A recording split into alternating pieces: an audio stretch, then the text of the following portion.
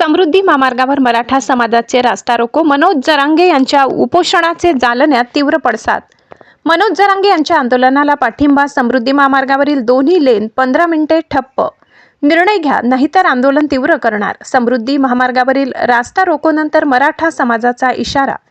मराठा आरक्षणाच्या मागणीसाठी आंदोलनकर्ते नेते मनोज जरांगे यांनी आज अंतरवाली सराटी येथे शेतात बाज टाकून आंदोलन सुरू केल्याच्या पार्श्वभूमीवर मराठा समाज बांधवांनी समृद्धी महामार्गावर रास्ता रोको आंदोलन केले।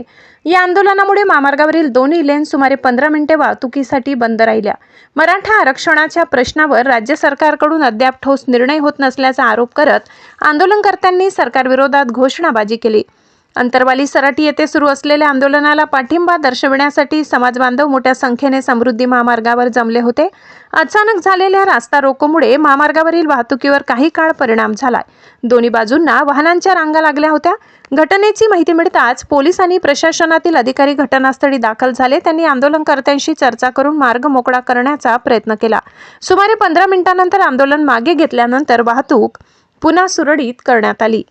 दरम्यान मराठा आरक्षणाबाबत सरकारने तातडीने निर्णय घ्यावा अन्यथा आंदोलन अधिक तीव्र करण्याचा इशारा आंदोलनकर्त्यांनी दिला। आमचे कुलदैवत म्हणजे मनोज दादा जरांगे पाटील हे उपोषणाला बसणार आहे। त्याच्या अगोदर आम्ही ते बसायच्या पूर्वीच आम्ही शासनाला कळवण्यासाठी किंवा किती आम्ही मराठा सेवक किती हे की बाबा उत्सुक आहे किती तळतळ म्हणून हे दाखवण्यासाठी आम्ही समृद्धी महामार्गावर आंदोलन केलंय।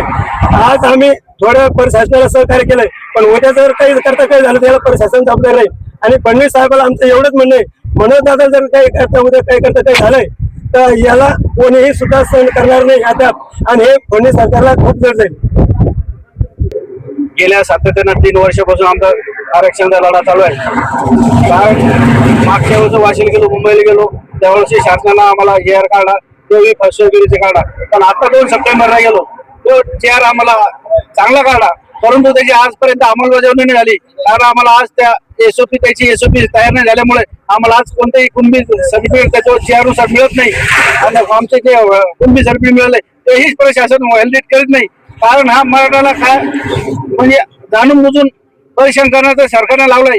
आणि गेल्या झाले 10 महिने AR काढून सरकार आज करू उद्या करू परवा करू असे 10 महिने उलटून देऊन सुद्धा सरकारनं आजपर्यंत काहीच नाही केलं। त्याच्यामुळे दादानं आज निर्णय घेतला, आम्ही अगदी दिव्य असं अमर उपोषण करणार आहे, ना पाणी ना काही, आणि त्या टेम्परेचर मध्ये ते उपोषण करणार तर हा मराठा समाज ते कदापि सहन करणार नाही। त्याच्यामुळे आज आम्ही थोडं स्वरूपात आंदोलन केलं, प्रशासनाला मदतही केली। बाबा जर तुम्ही येत असाल तर आम्ही थांबतो, या लवकर त्याच्यावर निर्णय घ्या आणि आमच्या दादाला वाचवा, नाही तर अन्यथा जर तुम्ही जर उद्या जर दादाला काही झालं तर हे महाराष्ट्राला परवडणार नाही आणि महाराष्ट्र सरकारलाही परवडणार नाही। कारण आम्ही आज लढतो कोणत्याही एका नेत्यासोबत ना कोणत्या सोबत, जर जो आपला बाप आहे, जो शासन आपला बाप आहे त्या शासनालाच बोलणार ना। कारण काय म्हणते बाबा शिंदे साहेबाला सपोर्ट करतात, याला सपोर्ट करतात, या मंत्र्याला बोलतात, अरे तुमचे 2 मंत्री आले, तुम्ही आले, पण खरं ना तुम्ही आता येता वापस आता विचारतो, आम्ही विचारून करतो। कारण आम्हाला तुम्ही आजही तसंच करणार उद्याही तसंच करणार। त्यामुळे दादानं काल निर्णय घेतला मी आम्हाला उपोषण करणार, कारण त्याच्यामुळं आज आहे समाजाला सहन नाही झालं, त्याच्यामुळं आम्ही आज रस्त्यावर उतरलो।